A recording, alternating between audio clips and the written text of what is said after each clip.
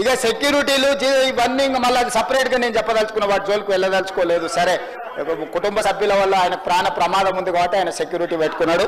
సరే, అది సహజం, అందుకే ఆయన దూరంగా ఉంటున్నాడు వాళ్ళకు చుట్టూతా పోలీసు పహారాల మధ్య అధ్యక్ష.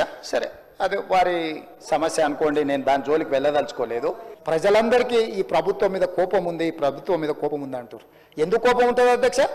ఆడబిడ్డలకు ఎందుకు కోపం ఉంటుంది అధ్యక్ష నా పట్ల?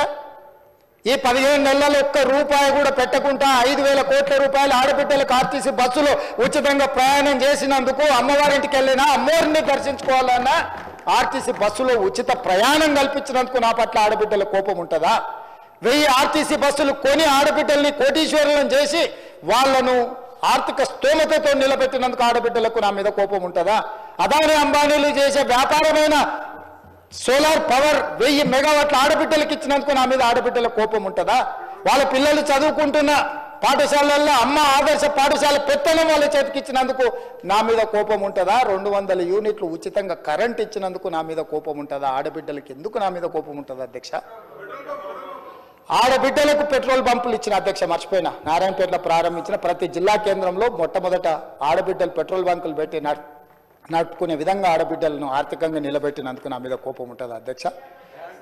అదేవిధంగా ఇందిరా మహిళా శక్తి పేరు మీద భవనాలు జిల్లాల పరంగా మొత్తం ఇచ్చినందుకు నా మీద ఆడబిడ్డలకు కోపం ఉంటుందా? ఎందుకు ఉంటుందని అడుగుతున్నా అధ్యక్ష. విద్యార్థులు, నిరుద్యోగ యువకులకు నా మీద కోపం ఉందంటున్నారు. ఎందుకుంటుంది అధ్యక్ష? మొదటి సంవత్సరంలోనే 57,924 ప్రభుత్వ ఉద్యోగాలు ఇచ్చినందుకు నా మీద యువకుల కోపం ఉంటుందా? గ్రూప్ 1 పరీక్షలు 15 ఏళ్లలో నిర్వహించకపోతే నిర్వహించిన నా మీద 563 గ్రూప్ 1 అధికారుల పోస్టులు ఇచ్చినందుకు నా మీద ఉంటుందా? గ్రూప్ 2 పోస్టులు ఈరోజు ఇస్తున్నందుకు నా మీద కోపం ఉంటుందా? గ్రూప్ 3 పోస్టులు ఇచ్చినందుకు నా మీద కోపం ఉంటుందా? డిఎస్సి ఉద్యోగాలు ఇచ్చినందుకు నా మీద కోపం ఉంటుందా? పోలీస్ స్కూల్ నిర్మించినందుకు నా మీద కోపం ఉంటుందా? Young India integrated residential schools పెట్టినందుకు దళితుల, గిరిజనులకు, ఆదివాసులకు నా మీద కోపం ఉంటుందా? యంగ్ ఇండియా స్పోర్ట్స్ యూనివర్సిటీని పెట్టినందుకు నా మీద కోపం ఉంటుందా? అకాడమీ పెట్టినందుకు నా మీద కోపం ఉంటుందా? యంగ్ ఇండియా స్కిల్స్ యూనివర్సిటీ పెట్టినందుకు నా మీద కోపం ఉంటుందా? ఇన్ని ఈ యువకుల కోసం మెస్ ఛార్జీలు 40% పెంచినందుకు ఆ పిల్లలకు నా మీద కోపం ఉంటుందా? 200% ఆడబిడ్డల కాస్మెటిక్ ఛార్జెస్ పెంచినందుకు నా ఆడబిడ్డలకు, నా చెల్లెళ్లకు నా మీద కోపం ఉంటుందా? ఎందుకు ఉంటుందని నేను అడుగుతున్నా అధ్యక్ష. నా రైతులకు, తెలంగాణలో ఉండే రైతులకు, లక్షలాది మంది రైతులకు, 25,35,000 మంది రైతులకు 20,617 కోట్ల రూపాయలు 2 లక్షల వరకు రుణమాఫీ చేసినందుకు రైతులకు నా మీద కోపం ఉంటుందా? రైతులు పండించిన పంట సన్న వడ్లకు 500 రూపాయల బోనస్ ఇచ్చినందుకు నా మీద కోపం ఉంటుందా? దేనికోసం నా మీద కోపం ఉంటుంది అధ్యక్ష? ఇందిరమ్మ ఇండ్లు 4.5 లక్షల ఇండ్లు పేదల కాన్స్టిట్యున్సీకి 3,000 ఇచ్చి 25,000 కోట్ల రూపాయలు ఖర్చు పెడుతున్నందుకు పేదలకు నా మీద కోపం ఉంటుందా అధ్యక్ష? యూనివర్సిటీలు 14 యూనివర్సిటీలకు ఎస్సీ, ఎస్టీ, బీసీ, మైనారిటీ అందరినీ వైస్ ఛాన్సలర్గా నియమించినందుకు నా మీద కోపం ఉంటుందా? విద్యా కమిషన్ వేసినందుకు నా మీద కోపం ఉంటుందా? వ్యవసాయ కమిషన్ వేసినందుకు నా మీద కోపం ఉంటుందా? రేషన్ కార్డ్స్ ఎన్నో ఏళ్ళ నుంచి రేషన్ కార్డు లేకపోతే కొత్త రేషన్ కార్డులు ఇచ్చినందుకు నా మీద కోపం ఉంటుందా? సిలిండర్లు 500కి ఇచ్చినందుకు కోపం ఉంటుందా? ఎందుకు కోపం ఉంటుందని నేను అడుగుతున్నా అధ్యక్ష. చెప్పండి, నా మీద కోపం మీకు ఉంటుంది. మీ కుర్చీ గుంజుకున్నాను కోపం ఉంటే, మీకు అధికారం కోల్పోయిన దుఃఖంలో మీకు కోపం ఉండొచ్చు. నిన్న మొన్న సోషల్ మీడియాలో భూభారతి మీరు ధరణి పేరు మీద వేల లక్షల ఎకరాలు కొల్లగొట్టినందుకు, ప్రక్షాళన చేసి భూభారతి తెచ్చినందుకు, పేదల భూములు పేదలకు ఇవ్వాలన్నందుకు నా మీద కోపం ఉంటుంది. దేనికి నా మీద కోపం ఉంటుంది అధ్యక్ష? పెయిడ్ ఆర్టిస్టులను తెచ్చి పార్టీ ఆఫీసులో పెట్టి వాటిని రికార్డ్ చేసి సోషల్ మీడియాలో పెడితే వాళ్ళ మీద పోలీసులు కేసు కడితే మీకు దుఃఖం వస్తుంది. అసలు ఈ భాష ఆ సోషల్ మీడియాలో పెట్టినట్టు ఒకసారి చూడండి అధ్యక్ష. 2014-15లో కొత్తగా ఎమ్మెల్యేలు ప్రమాణ స్వీకారం చేసినప్పుడు TV9లో, ABNలో ఏదో వెటకారంగా ఒక చిన్న సన్నివేశాన్ని వేస్తే వాటిని సంవత్సరం పైన ఈ రాష్ట్రంలో బ్యాన్ చేసిండు అధ్యక్ష. రవి ప్రకాశం జైల్లో పెట్టాను, కృష్ణ మాదిగని జైల్లో పెట్టాను, చాలామంది జర్నలిస్టులు. ఇవాళ జైలుకు పోయిన అమ్మాయి కూడా SC, ST కేసులు ఆ రోజు ఎస్సీలను అవమానించింది, జైలుకు పోయి వచ్చిన అమ్మాయి. ఎవరు జర్నలిస్ట్ అని నేను అడగదలుచుకున్న అధ్యక్ష, జర్నలిస్టులని వేదిక మీద నుంచి. INPR లేకపోతే DAVP ఆమోదించిన పత్రికలు, ప్రసార సాధనాలు, వాళ్ళు ఇచ్చే ID కార్డులు ఉన్నోళ్ళు జర్నలిస్టులా? ఎవడు పడితే వాడు ఏదో ఒక ట్యూబ్ పెట్టుకొని మమ్మల్ని ఇష్ట రాజ్యంగా అధ్యక్ష. ప్రజా జీవితంలో ఉన్నాం కాబట్టి నిజంగా ఓపిక పడుతున్నాం అధ్యక్ష. రక్తం మరుగుతుంది. ఏంది భాష అది అధ్యక్ష? కుటుంబ సభ్యులను అంతేసి మాటలు అంటుంటే అసలు మీరు మనుషులా అని నేను వాళ్ళని అడగదలుచుకున్నా అధ్యక్ష. మీకు భార్య బిడ్డలు లేరా, తల్లిదండ్రులు లేరా? మీ అమ్మనో నీ చెల్లినో నీ భార్యనో ఈ రకంగా మాట్లాడితే నువ్వు ఇంతవా అని నేను అడుగుతున్నా. ట్విట్టర్లో పెట్టినోని, అరెస్టును ఖండించినోని. నా భార్య నా బిడ్డను తిడితే నాకు నొప్పి అవుతుంది, కానీ నీకు ఒక ఆడపిల్లను అవమానిస్తుంటే నీకు నొప్పి కావా? ఏ సంస్కృతిలో ఉన్నారని నేను అడుగుతున్నా అధ్యక్ష. తోడుకలు తీస్తే అధ్యక్ష, ముఖ్యమంత్రిగా చెప్తున్న ఒక్కనొక్కని బట్టలు ప్రదేశ రోడ్డు మీద తిప్పిస్తా అధ్యక్ష. రాజకీయాల ప్రజా జీవితంలో ఉన్నది మేము. విమర్శించండి, విశ్లేషించండి, మా గురించి మాట్లాడండి. ఆడబిడ్డల గురించి, ఇంట్లో ఉన్న ఆడోళ్ళ గురించి మాట్లాడే సంస్కృతి ఎక్కడి నుంచి వచ్చింది అధ్యక్ష? తెలంగాణ సమాజం ఇదేనా? రజాకర్లకు, నిజాంలకు, భూస్వాములకు, పెత్తందారులకు వ్యతిరేకంగా పోరాటం చేసిన స్ఫూర్తి ఓ రామ్జీవ్ గోండు, కొమరంభీం, ఓ చాకలి ఐలమ్మ, ఈ ప్రాంతంలో దొడ్డి కొమరయ్య, ఓ సర్దార్ సర్వాయి పాపన్న గౌడు ప్రాతినిధ్యం వహించిన ప్రాంతం ఇది అధ్యక్ష. ఇది ఒక చైతన్యమైన ప్రాంతం. ఈ చైతన్యమైన ప్రాంతంలో ఎదిరించి నిలబడ్డాడు మనగాడు. ఆధిపత్యాలకు వ్యతిరేకంగా నిలబడి కొట్లాడిన గడ్డ ఇది. ఈ సంస్కృతిని మొత్తం సర్వనాశనం చేసి ఒక విష సంస్కృతిని నోటికొచ్చింది మాట్లాడి వాటిని పోస్టు చేయించి ఏం పైశాచిక ఆనందం అని నేను అడుగుతున్నా అధ్యక్ష. వాళ్ళు తిట్టిన తిట్లకు నా పేరు తీసి మీ పేరు రాసుకోండి. ఆడ మీకు అన్నం తినబుద్ధి అవుతుందేమో నేను చూస్తా. తెలంగాణ రాష్ట్ర ముఖ్యమంత్రి అయితే బలహీనం అయిపోయినట్ట అధ్యక్ష? అట్లా అనుకుంటుర్రా? ఓపిక పట్టిన అధ్యక్ష, నేను మర్యాదకుంటున్నా. మీకు ఎంతమంది ఉన్నారో తెలియదు. నాకు చికాకు వచ్చిందని తెలిస్తే లక్షలాది మంది పిల్లలు రోడ్డు మీదకి వచ్చి బట్టలిప్ప తీసుకొడతారు అధ్యక్ష ఒక్కడినొక్కడిని. నేను వద్దంటున్నా కాబట్టి, చట్టాన్ని గౌరవిస్తా కాబట్టి, చట్టాల పట్ల, శాసనాల పట్ల, ఈ భారత రాజ్యాంగం పట్ల మాకు సంపూర్ణమైన విశ్వాసం, నమ్మకం ఉంది కాబట్టి ఏమనుకుంటూ ఊరుకుంటున్నాం అధ్యక్ష. అది మా చేతగాని తనం కాదు.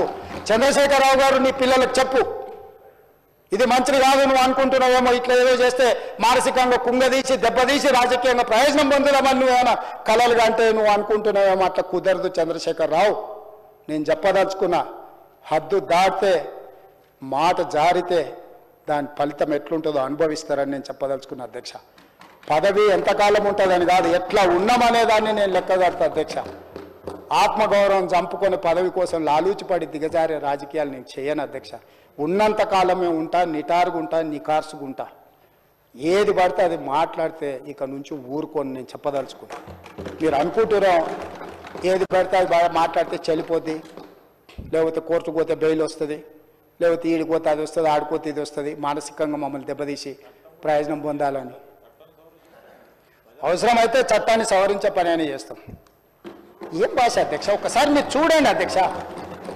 ఆడపిల్లలు ఆ రకమైన భాషను వాడి ఆడపిల్లలే వాళ్ళ ప్లాట్ఫామ్లలో పోస్టింగ్ చేస్తే ఇది మంచిదా అధ్యక్ష?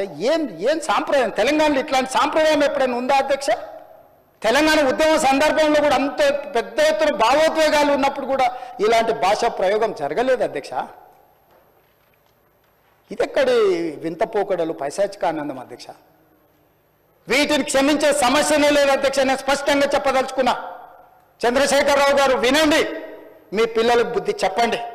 ఇలాంటి సాంప్రదాయం, సంస్కృతి భవిష్యత్ తరాలకు ఇవ్వదలుచుకోలేదు. దీన్ని ఇక్కడనే పాతరేయదలుచుకున్నా. ఉప్పు పాతరేస్తే ఇట్లాంటి సంస్కృతిని మీరు ప్రోత్సహిస్తే ఎవరిని వదలను.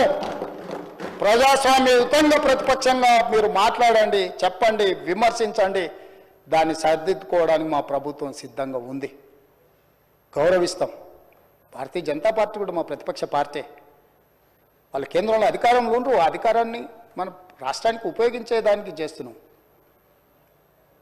అందుకే అధ్యక్ష, తమరు కూడా అక్కడి నుంచి ఆదేశాలు ఇవ్వండి. దీని మీద చర్చ జరగాలి. మీడియా మిత్రులకు కూడా నేను అడుగుతున్నా, మీ సంఘాలు ఏవైతున్నాయో సంఘాల నాయకులను కూడా అడుగుతున్నా, ఎవరో జర్నలిస్టులు లిస్ట్ ఇవ్వండి. జర్నలిస్ట్ అనే పదానికి డెఫినేషన్ ఏందో ఇవ్వండి, ఆ లిస్ట్ ఇవ్వండి. ఆ లిస్టులో ఉన్నోళ్ళు ఇట్లా తప్పు చేస్తే ఏం శిక్షిస్తారో మీరు నిర్ణయించండి. ఆ లిస్టులో లేనోడు జర్నలిస్ట్ కాడు. జర్నలిస్ట్ కానోడిని క్రిమినల్ కిందనే చూస్తాము. ఆ క్రిమినల్స్ని ఎట్లా జవాబు చెప్పాలనో గట్లనే చెప్తాం. ముసుగేసుకొని వస్తే ముసుగు ఊడవీకి బట్టలు గుడ్డలు ఊడదీసి కొడతా అని చెప్తున్నా. నేను తమాషా చేయొద్దు. నేను కూడా మనిషిని, నాకు చీమునెత్తురుంది. అన్నిటికీ బరాయించుకుంటా, తప్పులని అన్నిటిని మోసుకుంటే ఏదో కుర్చీలు ఉన్నా కాబట్టి ఊరుకుంటా అనేమన్నా ఏషాలు ఏదలుచుకోరాం అన్ని చట్టపరంగానే చేస్తా. చట్టాన్ని పరిధి నేను దాటను. ప్రతిదానికి ఒక శిక్ష, ఒక విధానం ఉంది. ఏది కూడా పరిధి దాటను, ఎందుకంటే నేను ముఖ్యమంత్రిని. చట్ట పరిధిలోనే అన్ని శిక్షలు ఉంటాయి. జర్నలిస్టులకు కూడా నా సూచన, ఎవరు జర్నలిస్ట్ వాళ్ళ గుర్తింపు కార్డు ఏందో మీరు నిర్ణయించండి. అది ఏదో ఏ లైన్ మీరు చెప్తారో చెప్పండి, వాళ్ళని మినహాయిస్తాము, మిగతా వాళ్ళు మాట్లాడేదాన్ని విశ్లేషిస్తాము. వాళ్ళందరి గురించి చర్చ చేద్దాం. అవసరం అనుకుంటే తమరు అనుమతిస్తే నాకు ఒక రోజు దాని మీద చర్చ పెట్టాలని ఉంది సభలో అధ్యక్ష. సభా నాయకుడిగా నా రిక్వెస్ట్ మీకు ఒకటే, ఈ విశృంఖలత్వాన్ని ఆపాలి. ఎక్కడో ఒక దగ్గర దీనికి పరిష్కారం చూపించాలి అధ్యక్ష. పరిష్కారం చూపించకపోతే భవిష్యత్తులో ఈ తెలంగాణ సమాజానికి ఇది ఒక చీడపురుగులాగా ఈ వ్యవస్థను దెబ్బతీసే పరిస్థితి వస్తుంది. దానికోసం చట్టసభలు, కరెక్ట్ శ్రీధర్ బాబు గారు చెప్పినట్టు, దీనికి చట్టసభలే ఉన్నదే చట్టాలు చేయడానికి. దానికి చట్టం చేద్దాం. ఒకసారి తమ నేతృత్వంలో ఆదేశిస్తే లెజిస్లేటివ్ అఫైర్స్ మినిస్టర్ గారు జర్నలిస్ట్ సంఘాలను కూడా పిలిచి, అదేవిధంగా ఐఎన్పిఆర్ మినిస్టర్ గారు కూడా నా సూచన, మీరు పిలిచి కూర్చోబెట్టి మాట్లాడండి, ఇది చర్చ చేయండి. దీన్ని వదిలేసి ఊరుకుంటే ఎవరినో ఒకరిని అన్నారని కాదు, ఇది ఎవరినన్నా మనల్ని అందరిని అన్నట్లని. నా ఒక్కడి ఆవేదన కాదు, ఇది అందరి ఆవేదన వినే నేను ఈరోజు నేను చెప్పదలుచుకుంటాను. నన్ను ఒక్కరిని ఏదో అన్నారు ఇదని కాదు, ఇది మాత్రం మాత్రం మంచిది కాదు. మీరు చర్చ పెట్టండి, దీని మీద చర్చ జరగాలి. ఒక మంచి సాంప్రదాయానికి తెలంగాణ వేదిక అవ్వాలి. అందరినీ సహకరించమని సభలో ఉన్న సభ్యులందరం కూడా చర్చించుకుందాం. స్వీయ నియంత్రణతో పాటు రాజ్యాంగపరమైన నియంత్రణ కూడా అవసరమే. ఎవరైనా పరిధి దాటినప్పుడు ఏ రకంగా శిక్షించాలనో దానికి అవసరమైన చట్టాన్ని చేయడానికి కూడా తమరిని అనుమతి ఇవ్వాల్సిందిగా కోరుకుంటూ తమరి దగ్గర సెలవు తీసుకుంటున్నా అధ్యక్ష.